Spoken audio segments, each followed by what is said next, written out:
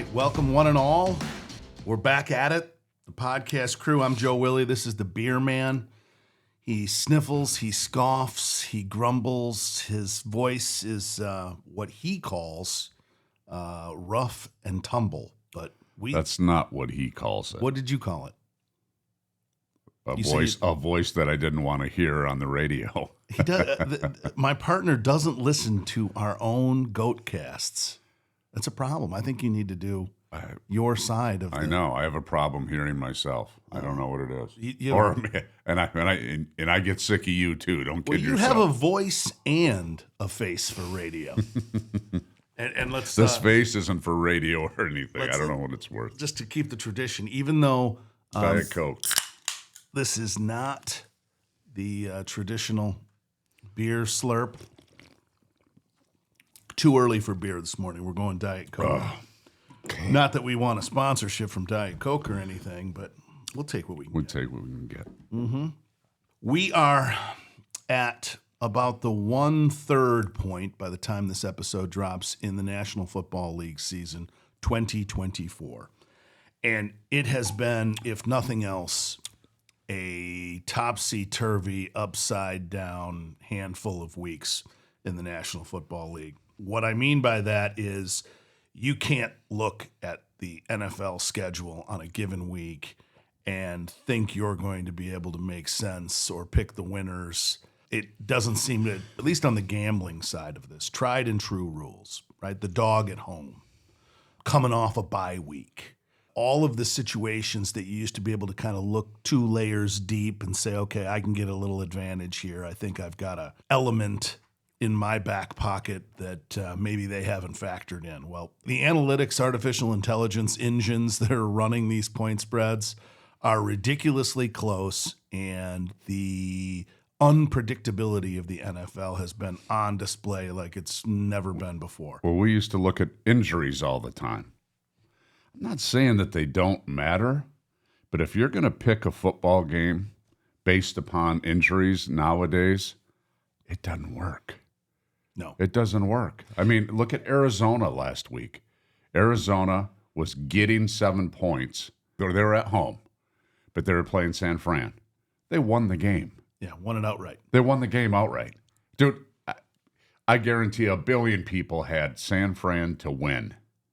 Money line. Right? Okay, I'll give up the extra money. I'll put up the extra money. And you did. You gave up double what you put up. Unbelievable outcomes. Yeah.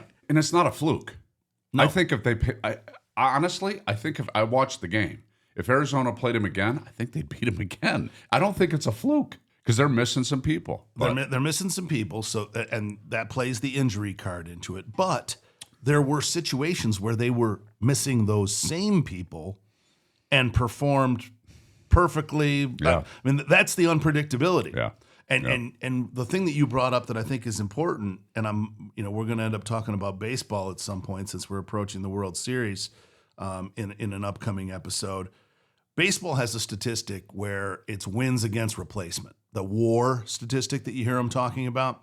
And what they're doing in these statistical analyses are looking at how you would have competed if the average player was in your position, right? Like how you weight against that.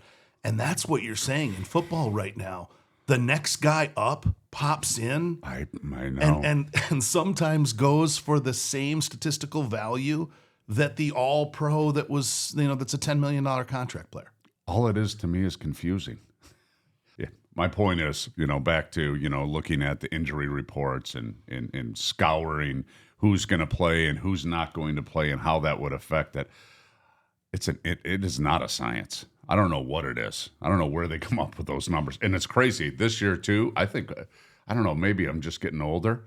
How many times does it come right in on the point spread? Or the over-under is 42 and it comes in at 43 or 4. That's the analytics. It's impossible. Yeah, well, but that is the computational power of artificial intelligence being applied in every little detail. Everything. We've talked about this a number of times to the point where a lot of gamblers, and you see this on social media, they think the fix is in, right? How could this possibly be so close under all the... You brought up the fumbled snap, the bad hold in the Cincinnati-Baltimore game, which, by the way, Baltimore Ravens, Cincinnati Bengals, game of the year so awesome. far. Just a fantastic Amazing. football game. Down to the end, Bengals have a chance to put it away, can't get the field goal. He's Cold. downwind a 51-yard field goal that he would have made by 10 yards.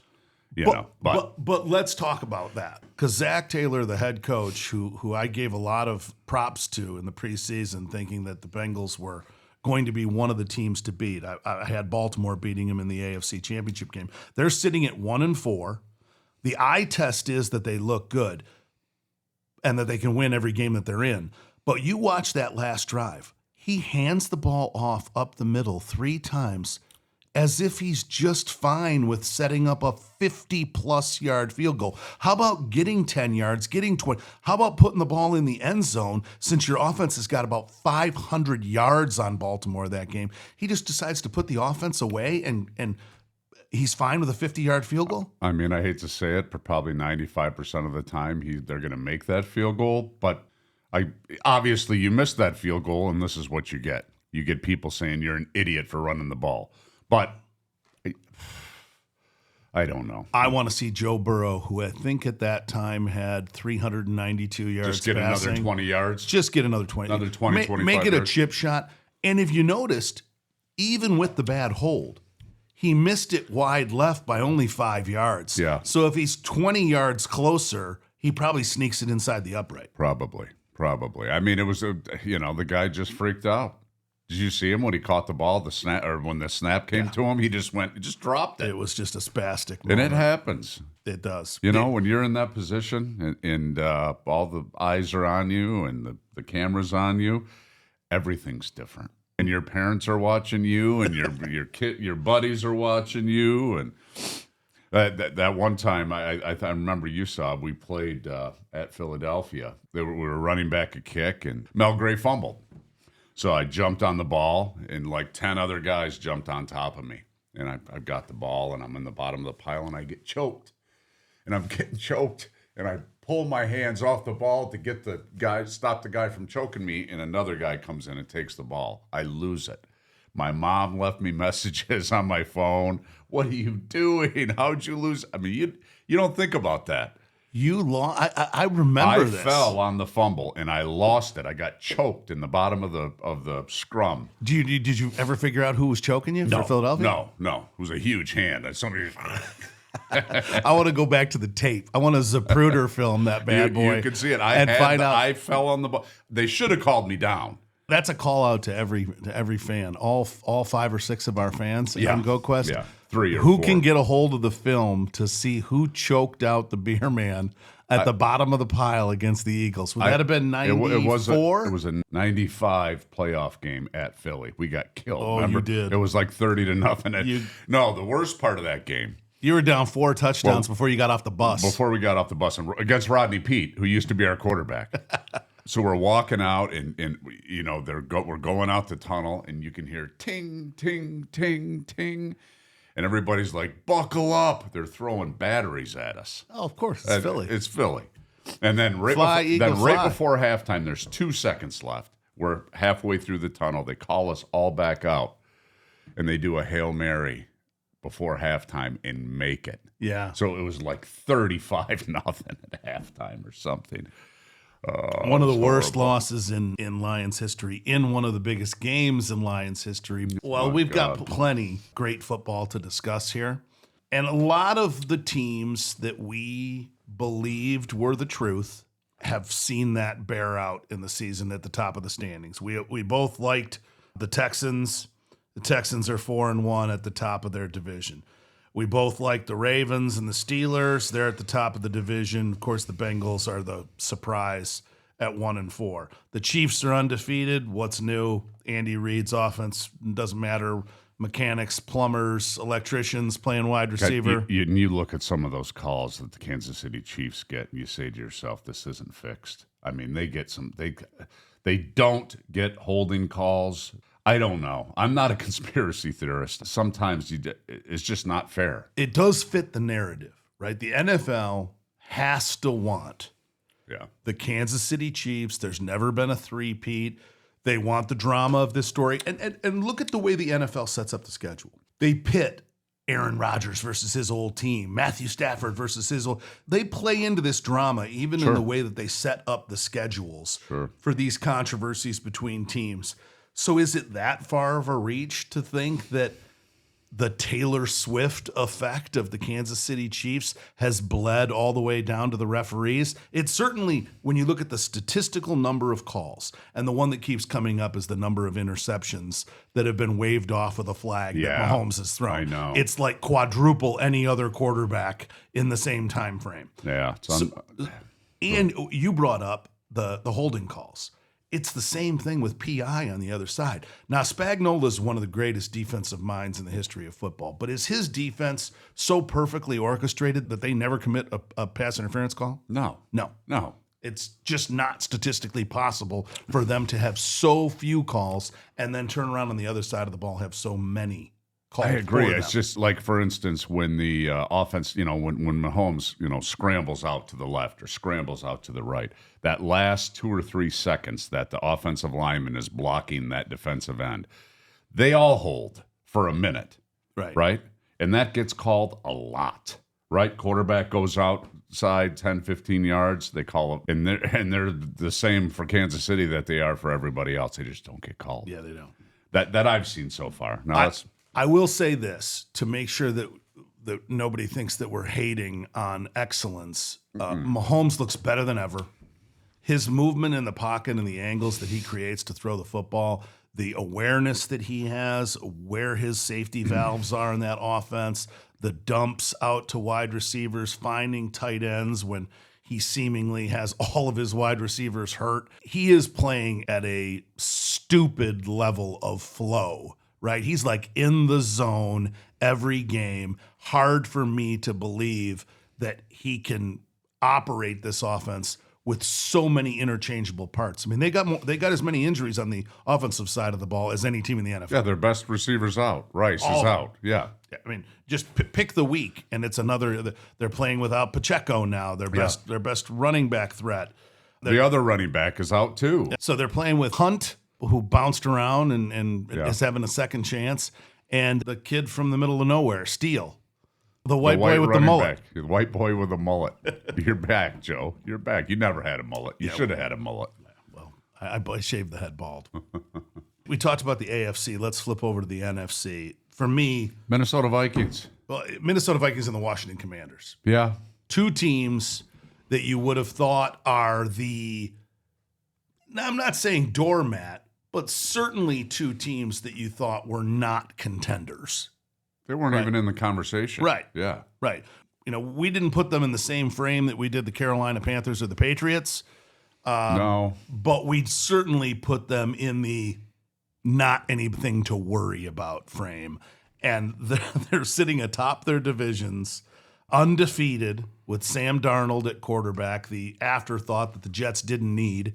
And their defense is playing their ass off. That's crazy too. I don't even know who plays. I mean, it's all new people, all new defensive linemen, all new linebackers. It's amazing. And the Heisman Trophy winner, rookie quarterback on Washington's side. I mean, usually, and we're seeing it with the Bears with Caleb Williams, another former Heisman winner. Usually, the rookie quarterback, outside of last year's C.J. Stroud a moment in the spotlight, takes half a season to get it together. Maybe a full season, the Troy Aikman, Peyton Manning effect, where you throw them into the deep end of the pool, and then the second year is when it pays dividends, but the first year is a bit of an abomination. Not for Daniels.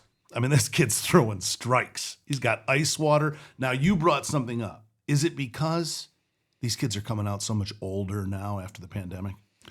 It could be. I just think the coaching is better. I think it's gotten better in college, and they have more pro-style offenses in college. I mean, look at the offense we used to run in college. Yeah. All we did is run the football. That's all we used to do is run the football. Ground and pound. And kids nowadays, too, watch a lot more film. They everything's on social media. I just think they picked it up sooner than they used to. I'm looking at some of these kids, and I had to have a laugh when Jake Tuttle came into the game for the University of Michigan in their loss to Washington. Jake Tuttle was in high school. Now, this is going to astound you. He was in high school with the greatest linebacker in the NFL right now, Fred Warner, who's been in the pros like 7 years. The starting quarterback at the University of Michigan was the high school quarterback for Fred Warner. He's 25. Fred Warner's 27. He's been in the league since he was 20. Wow. This pandemic thing with all these extra redshirt years, and it's causing guys coming out like Daniels, 24, 25 years old. CJ Stroud wasn't quite that old, but again, they're getting more maturity. They're getting more looks, like you just mentioned, the coaching piece of it. And they certainly look, now Sam Darnold's a completely different story, but it certainly looks like the youth movement is taking over the quarterback position in the NFL. Yeah, I think so. You even have, we have Jared Goff in Detroit. People are constantly talking about Hendon Hooker. Oh, he's got to be better than him. He's going to be, he's the future. We got Jared Goff. Yeah. Right? I mean, how can you talk about somebody else? But who went 18 of 18 yes. before the bye week. Yes. Threw the perfect game for a quarterback and caught a touchdown pass. Yeah. A dime from Amon St. Brown. Yeah. No, it's exciting. The Lions doing well, and it's an exciting time in Detroit. So who's the biggest shocker in your NFL season? I think it's Minnesota. They played so good, and they haven't got lucky. They've just beat the shit out of people. It's not even close. I didn't look, but I think most of the games they've won by a couple touchdowns. So, I mean, I'm sure there's some close games in there too. There's always the NFL. Playing good team defense. Like you said, no-name defense. All the old stars are mostly gone from that defense. But you got Justin Jefferson and Jordan Addison. And nobody can cover him. Nobody can cover these two. Cover him. No. And Aaron Jones is one of the top yards per carry guys. He's hurt now, I think. He got hurt last week. Year in and year out. But Sam Darnold's rebirth, the guy who, again, couldn't do anything right in New York. Mm-hmm. He gets an opportunity. I'll bring just for the gamblers. He was 300-1 to win the MVP before the season. So, and there's several people. One that you and I both know, Mr. Eric Ruth, who put money on that. Oh God, the worst gambler in the history of gambling. And we're talking defensive lineman today, so how appropriate is it that Eric Ruth, was he Livonia Stevenson? Yeah, Livonia Stevenson. Livonia was Stevenson, my roommate. Wayne State standout. My roommate. But he had money on Sam Darnold to win the MVP preseason because it was like 300-1, and the dude's got Justin Jefferson, the best wide receiver in football. I actually, Ruth does have a gem once in a while that he pulls out. Yeah, well, anybody can hit 1 for 1,000, right? That gem, one like for Nostradamus. 1,000. Yeah, he made 20,000 predictions and got one right. Yeah, exactly. You got it right. Yeah, I was over there with him a couple months ago, and he was on his computer gambling, putting all these crazy bets out there. But that's what he does. Good for him. I'm shocked at a couple of things. I'm going to bring up the Commanders again because when I look at the Washington Football Club, other than McLaurin, the receiver, who no matter who's in the lineup, no matter who the quarterback is, that guy just produces. I really thought that there was nothing significant that this team did in the offseason. They're not just sitting there at 4-1. They're they're pounding teams. I think this is exactly what the NFL wants. This is why they have a salary cap. This is why they have a rookie salary. Every game is contested. There's no blowout games. None. Yeah. In college, when you'd play somebody, you're going to win, and probably some teams that played us that knew they were going to win too. But there's no you're going to wins. Now I'm going to bring my downside one. So the Commanders are my pleasant surprise. My downside surprise, and we brought up the Bengals being 1-4. That one's I think that'll balance itself out. Yep. Did you see this thing with Deshaun Watson and the Browns? Just him walking off on fourth down? You listen to Deshaun Watson in an interview, and if you remember him from Clemson in college, he seems articulate. He seems fairly bright. Seems like he had his shit together, like a leader. Yes. And saying all the right things, doing all the right things. What happened? Implosion. He just got the money and said, I'm done. He knows. I think that this is going to hurt the NFL Players Association. It's going to hurt contracts in general. The amount of guaranteed money that Cleveland paid him, that they cannot, unless he has some kind of breach of contract. It was like $200 million? Yes. Wasn't it? Yes, and he's like a $173 million cap hit if they cut him this year. He's even a $99 million cap hit if they cut him next year. They can't get rid of this guy without blowing a shit ton of cash. Wow. You know, you'd have to be in the locker room. I mean, to really... How could you make that type of mistake? With the defense that he's got possibly the best defense in football NFL, backing him up. Best defensive end. We're going to talk about that in a little bit. And they knew all that. They knew about a lot of this when they signed him. Right. One of the things we brush under the rug maybe is this little flirtatiousness of, was it just him, being a little cheeky with someone in a massage parlor. They couched it in a certain way where I think some people thought, oh, well, maybe this wasn't something untoward. Maybe it was something that was just a harmless. Obviously, it wasn't. Yeah. Obviously, there's something systemic that's wrong with Deshaun Watson. We've both had friends that have got too far into strip clubs or massage parlors and we still have friends today that are going to massage parlors today. If it all happened at the massage parlor, I'm sure there was some facts in there that it was still not good. I know there were some people, too, that it happened where he had him over to his house or their house or something like that. Yeah, this last woman said that she felt like she was trapped in her own apartment by him. Really? Oh, yeah. And I don't know how much of this is going to come out. He tried to gag order this thing with a settlement. God, is it all worth it? I just don't get it. When you're making millions and millions of dollars. And he's a good-looking guy worth $200 million. There's got to be a substance abuse. There's got to be some chemical. Something that's just wrong with him. Some mental health, some chemical, some issue there. But the Browns are 1-4. Yeah. And there must be something, because look at his play. And there's an anchor. And he's not playing like he used to either. No. He's on some type of a drug. I don't know. I don't know.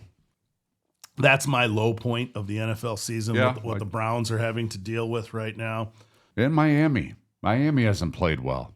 I know they're missing their quarterback, and he may be done. Now he's saying he's going to come back here in a couple weeks. Yeah. So what? You're right. He may be done because he may play. He gets another two little series. Ding. He gets a couple dings and hits his head on the ground, and what happens next? Then he's done. Miami's one that's a head scratcher.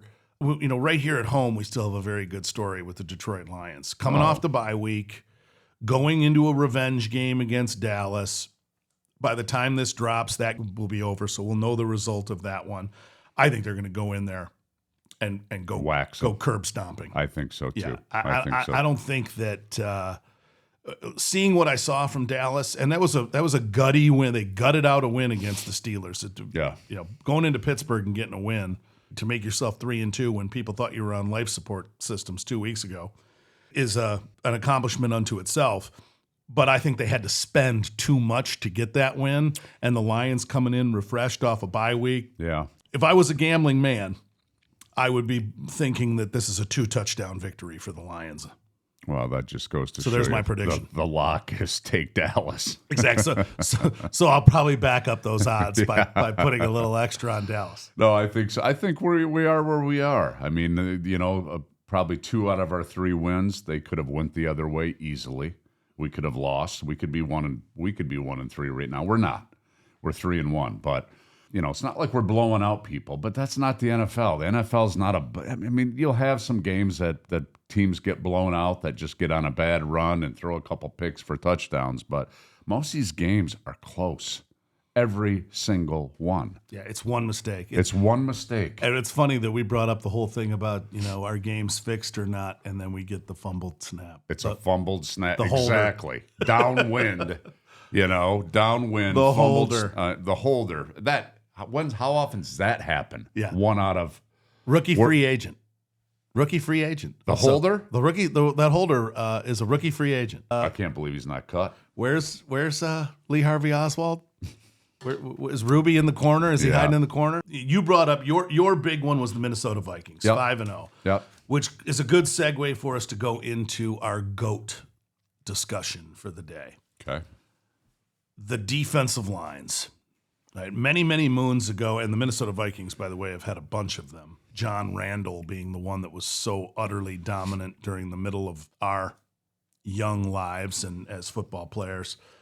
But the Purple People Eaters of the 4 Super Bowl teams of the Minnesota Vikings in the late 60s into the 70s is one of the legendary defensive lines in the history of football. Jim Marshall, who famously ran the touchdown the wrong way, was a 2-time Pro Bowler. Carl Ehlers in the Hall of Fame was a 6-time Pro Bowler. Gary Larson was also a 2-time Pro Bowler. And then, of course, the leader, the 4th man on that defensive line, was Alan Page. I saw Alan Page when he was a Chicago Bear at the end of his career, when he still was a 10-sack-a-year guy from defensive tackle, which at the time, with the number of times you throw the football in the NFL, that was a lot of sacks. Getting 10 sacks from defensive tackle was a lot. He had 40 sacks in his 4 years as a Chicago Bear that went into the early 80s. But you think about Alan Page for a second, and then I'm going to give you the floor to talk about your next one. He went to Notre Dame. He won the national championship in 1964 and 1966. He's in the College Football Hall of Fame, obviously. He's from Canton, Ohio. He worked on a construction crew when he was a kid that built the foundation of the Hall of Fame for professional football. He goes to Notre Dame, wins these championships, comes out, he's Rookie of the Year. 1971, he's MVP. There's only one other guy who's ever been MVP on the defensive side of the ball of the league, and his name is Lawrence Taylor, so we'll get to him. So he wins the MVP in 1971. He's Defensive Player of the Year. It has ridiculous 2 safeties, 3 fumble recoveries, a dozen sacks from defensive tackle. He plays 14 years and starts every game. Starts every game for 14 years. In the middle of this, right before he goes to the Chicago Bears, he goes to law school. He finishes law school. In the off seasons, his last 3 years, he's working for a law firm. And in 1992, he becomes a Supreme Court justice of the Minnesota Supreme Court, first African-American to be a Supreme Court justice. In 2018, he won the Presidential Medal of Freedom. I mean, the guy represented the NFL Players Association in Mackey versus the NFL, which defeated the Rozelle rule about teams that take you as a free agent having to give up picks and things like that. There was an antitrust violation. Alan Page goes way beyond just the sport of football, but one of the most dominant defensive linemen of all time. And probably, if you put on a pedestal what the NFL hopes a human being can be as an ambassador, Alan Page, Minnesota Vikings. Sure. That's my first defensive lineman that I'm going to tender to the GOAT list. Okay. Why don't you take the current defensive lineman, tell me who you see as having the potential to be one of the greatest, and we'll bounce these back and forth, the old timers, the new blood, and come up with a list of who we think can make the GOAT list, and then who's on the Mount Rushmore of all time. I still love Cam Hayward. I mean, he's been around for probably 12 years for the Steelers. He's just one of my favorite players. He just plays. He's the way his leadership.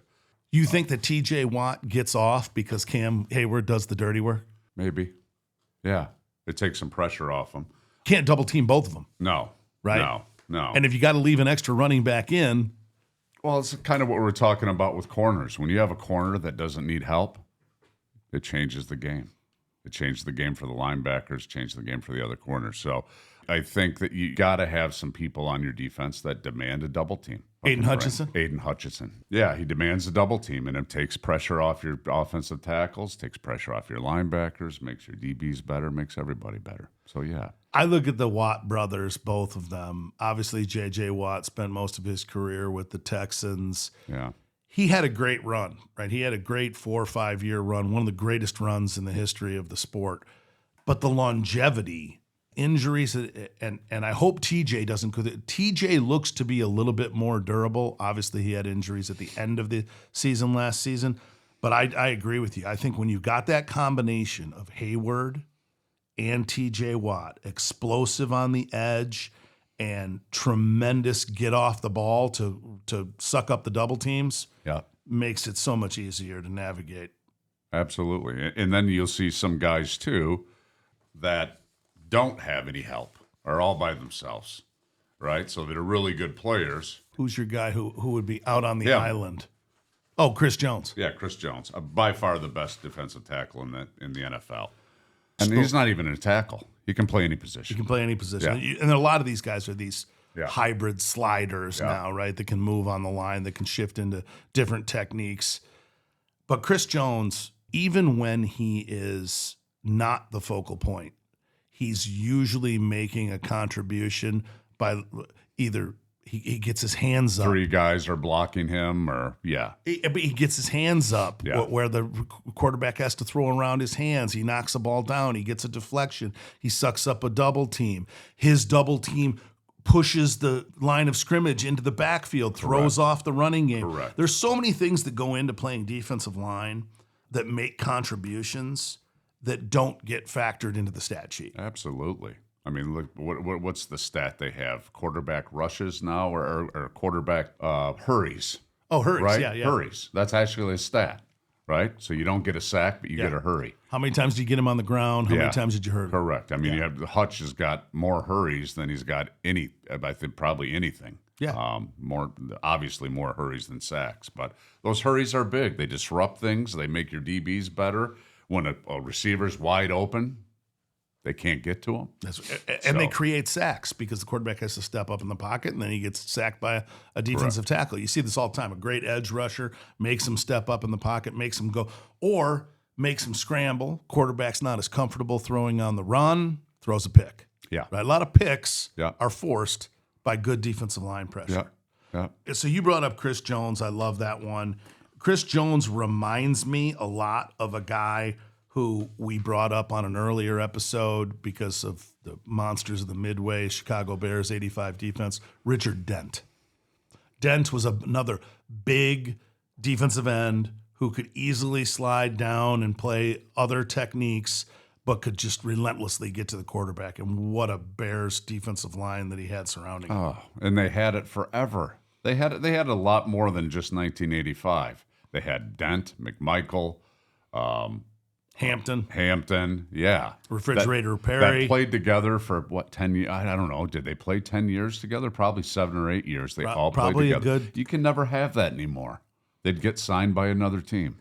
You'll never have that continuity. So we've mentioned the Bears. I mentioned the Purple People Eaters as part of my Alan Page rant. But we would be remiss in talking about defensive line if we didn't talk about the fearsome foursome of the LA Rams. So there were 2 incantations of the fearsome foursome. The first one was led by one of the guys who I think is on the Mount Rushmore all time for defensive linemen, and goes almost completely unnoticed because of things he did off the field, and that's Merlin Olsen. Okay. Merlin Olsen, who some people know as Jonathan Garvey from Little House on the Prairie, the actor in Walnut Grove, and then Father Murphy, who he played on another show later on. Merlin Olsen wins the Outland Trophy at Utah State. Utah State, who we all know is never a power. No. But they finished 10th in the rankings his senior year and had the 2 best seasons in program history, his junior and senior year. He comes into the league, he's Rookie of the Year. Not only is he Rookie of the Year, but for the next 14 seasons in a row, he's an All-Pro. He went year 1 through year 14 as an All-Pro every single year. Wow. The only guys who have as many All-Pro starts as Merlin Olsen are Bruce Matthews, Tony Gonzalez, Peyton Manning, and Tom Brady. Tom Brady's the only one who has more, and that's 15. He's got one more Pro Bowl. Played for 3 decades. The fearsome foursome, though, a lot of people think that the best defensive lineman on the fearsome foursome was Deacon Jones, who coined the phrase sacking the quarterback. So the first quarterback sack verbally noted was Deacon Jones in an interview, and then he had Rosie Greer, Lamar Lundy. Merlin Olsen stays with the Rams, remember, 14 years. And there's a second group led by Jack Youngblood and Merlin Olsen, another Hall of Famer with Fred Dreyer, who was Hunter on TV, another actor from the defensive line out of this group, and Larry Brooks, another Pro Bowler. Yeah. You got the fearsome foursome of the LA Rams. Give me another group of defensive linemen We talked about Chicago, Purple People Eaters, Fearsome Foursome. Who's the most impressive group of defensive linemen, either now that you're looking at or that you remember in recent history? Probably Philadelphia. When I played, it was actually before I played in the early 90s, but with Reggie White, any team with Reggie White on it was, even in Green Bay, he was the only player that was a big name player in the early 90s. He was so good. Yeah, dominant. He was just dominant, would run over anyone. How about the New York Sack Exchange? Mark Gastineau. Yeah. Joe Klecko. Yeah. I mean, that was, God, that was when we Marty Lyons from Michigan State. And just recently passing, I just read this morning that Abdul Salam, the fourth member of the New York Sack Exchange, passed away. So may he rest in peace at 71 years old. But Gastineau, Gastineau had so much hype. His wife and his daughter end up with a reality show on TV. The Gastineau Girls is an entertainment TV show. But Gastineau had a lot of craziness on off the field and on the field. Studio 54, famously in the assault case, some drug charges. It kind of goes with the pass rusher. I hate to say it, but kind of the personality of these pass rushers lends itself to a little bit of madness. Yeah, I mean, people used to say to me all the time with Ndamukong Suh, what an asshole. He's so mean. Dude, he's a defensive lineman. You go to war, you don't want him? Yeah, you do. Absolutely. And very smart guy. Yeah. Well, some of the stuff he does wasn't very smart, but, stepping on people and shit. But you see the stuff that goes on in practice in the NFL. And the people getting bit, people grabbing your balls. I mean, dude, all kinds of crazy shit happens. And the guys we're talking about, the Fearsome Foursome, Deacon Jones, he they made a living off of taunting, scratching, clawing. The head slap was outlawed because Deacon Jones gave so many concussions to guys coming off the ball. Was that right? Just a one-handed head slap was his favorite move. Helmets have gotten better too. Yeah, you're not going to get it. Yeah, those old helmets were like that thick, the padding on it. How about the Raiders?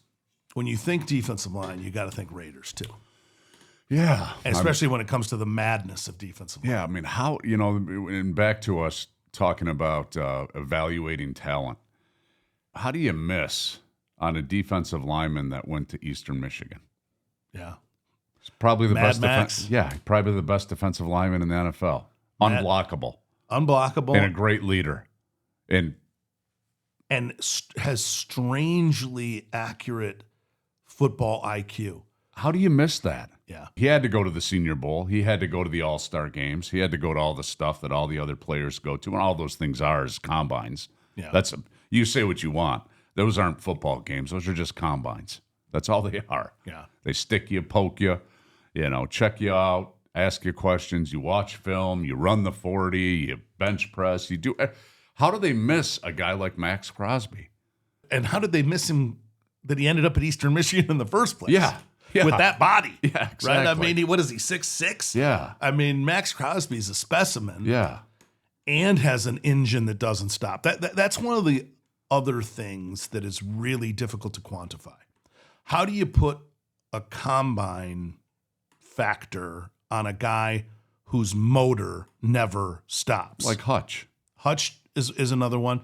But, you go back, Howie Long was an engine motor guy. Yeah. I mean, there are guys who are, John Randall, who I brought up earlier, was a guy who just was insatiable on the pass rush. Yeah. There are some guys that just want it more, and that's the intangible. John Randall was about the scariest human being I've ever seen in shoulder pads. Dude, when we played him and, after kickoff, you'd run by him or you'd see him before the game. The dude was fucking huge. Oh, he was huge and nasty and mean, and all you could see is, he was the real deal. He was the real deal. I can't remember the offensive lineman. They had a really good offensive lineman in Minnesota too. God, what was his name? He was so good that Orlando Brown. No, No? he was a guard. He was a left guard. I can't think of his name, but anyway, John Randall would only go against him in practice. So any other offensive lineman that came up, he'd be like, Step aside. Get out of here. I'm only doing, when they do one-on-one drills, gosh, I can't think of his name, and he was really good. I can't think of his name. I'm going to run down a list here because we're running out of time to give all of the Colts had Dwight Freeney and Robert Mathis at the same time, phenomenally. Two great pass rushers. Jason Taylor for the Miami Dolphins is one of the greatest pass rushers. Ricky Jackson for the Dome Patrol Saints was another one that Clay Matthews Jr. coming in at the second Green Bay Packers wave of excellence. Obviously, Bruce Matthews and Clay Matthews Sr., so he has a nice lineage.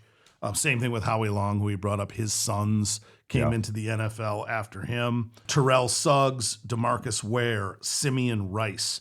Today, we still got Von Miller picking him up and putting him down. He's still in the game.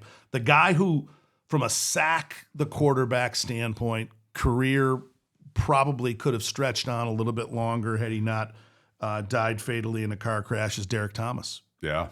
Derek Thomas is another 20-sack guy. 7 sacks in one game. Unblockable. Yeah. And an engine. Another guy who had the technique, the body, the skill set, and the motor that just kept running. But you brought up the greatest defensive lineman that I've ever seen in my life, and that's Reggie White. Yeah. The minister of defense. No question. He was just unblockable. Most utterly dominant. We talk about Lawrence Taylor as being somewhat of a linebacker. So where do you fit him in? When he put his hand on the ground and he's playing defensive end, yeah, he's the best pass rusher of all time. But the greatest defensive lineman of all time, as far as resetting the line of scrimmage, is, in my opinion, Reggie White. Yep. I could put guys in there that are comparable. Mean Joe Green, 4-time Super Bowl champion of the Steel Curtain defense. His tackle mate, L.C. Greenwood. I brought up Merlin Olsen and Deacon Jones. Sticking with the Rams for a second, most recent retiree, Hall of Famer, he'll be first ballot, Aaron Donald. Yeah. What's your take on Aaron Donald? Well, Is he in the conversation? Definitely. He's definitely somebody that has to be double teamed at all times. Somebody that when you do double team them gets through the double team. And someone that's the great just, Reggie White swim technique absolutely, that Aaron Donald perfected. Well, I don't even know if it was a swim. I think it was just he threw people. So once in a while, you guys will see this, but they have defensive stay on punt. So the defense would stay. If it's like 4th and 1, they think you're going to fake it, they leave the defense in. I was on the right side, and guess who's the left defensive end? Reggie White. Oh, shit. So talk about a bad news I moment. remember Eric Lynch, he was in the position where Grand Valley State running back with the Detroit Lions. He played like 7 or 8 years for the Lions, but he came off the ball and Eric had to block him, and he threw Eric about 15 feet with one sweep of his arm, and he was gone. But yeah, he obviously didn't block the punt or anything. Did you ever get a chance to, when you were playing the fullback position, did you go against Bruce Smith? No. Bruce Smith, another one. Yeah. I mean, another top 5, Mount Rushmore, utterly dominant in every way, shape, or form. Remember Bryce Popp, the defensive end for Green Bay? I went against him a couple times, yeah. He was like 6'6". I mean, guys were huge. I'm going to bring up Julius Peppers. Again, he had a different sort of career, but boy, he's got a run in there of about 5 years where the sack numbers are just absolutely spectacular. And then the Cowboys, we haven't even mentioned Randy White, who played linebacker and then switched down to defensive tackle and became a Hall of Fame, utterly dominant defensive tackle. Randy White paid homage to Bob Lilly, Mr. Cowboy, who was an 11-time in a row Pro Bowler before our time. But these are the kind of guys that make that list. And is there anybody? I mean, I know Aiden Hutchinson is only a couple years into his career. Yeah. Give me 3 names playing right now that you think have a shot to get into that conversation. I mean, Aiden Hutchinson, definitely. I think he's the best defensive end in the NFL right now. Do I think he does everything great? No. He's okay against the run, but his work ethic and his leadership and his just ability to make plays. And it's not just because I'm a homer. I mean, Aaron Donald, obviously. I mean, he's obviously retired. You think T.J. Watt? Yeah. How many years does T.J. Watt have to keep doing what he's doing at this pace? Probably another 5 if he That's I mean, the longevity of some of these guys is just phenomenal. Yeah, I know. Michael Strahan. We think didn't even bring up Michael Strahan. 22 and a half sacks, the Won a best Super season. Bowl, The best season. He didn't have the vast number of Pro Bowls that a Bob Lilly or an Alan Page or a Merlin Olsen had. But again, for a run, the TJ Watt run, the JJ Watt run, both brothers, the Michael Strahan run, these guys were as good as it gets. Yeah. Yeah, I mean, I think it's hard, too, to have those runs. I mean, these teams now are so even, and the money's spread around, and you can't keep a great defensive line together anymore. They get picked off. They get $80 million to go play somewhere else. We need better sports writers to come up with better nicknames for these defensive lines, too. Back in the day, they had all these great nicknames. Yeah. And now these candy-ass journalists are too busy letting AI write their articles for them. We need to get some creativity infused back into sports writing. Maybe we should give some nicknames out. Well, we can't go any further. That's our defensive line. My Mount Rushmore is going to finalize out just because I put him. Reggie White is going to be my number one. I'm going to say Lawrence Taylor because he did play defensive end, even though he's number one in all-time defense, period. But we use him as a hybrid. Mean Joe Green, Merlin Olsen, and Alan Page. I got Aaron Donald and Bruce Smith just on the outside looking in of Mount Rushmore. And then Deacon Jones, Bob Lilly, Derek Thomas. Derek Thomas just, again, career cut a little bit short, but probably the most feared edge rusher of a generation. Any last comments? I agree with you. I like your picks, actually. I wouldn't pick anything different. All right. As long as you have Reggie White at number one. Well, this has been another expertly produced, mediocrely researched, and profoundly inspirational GOATcast episode.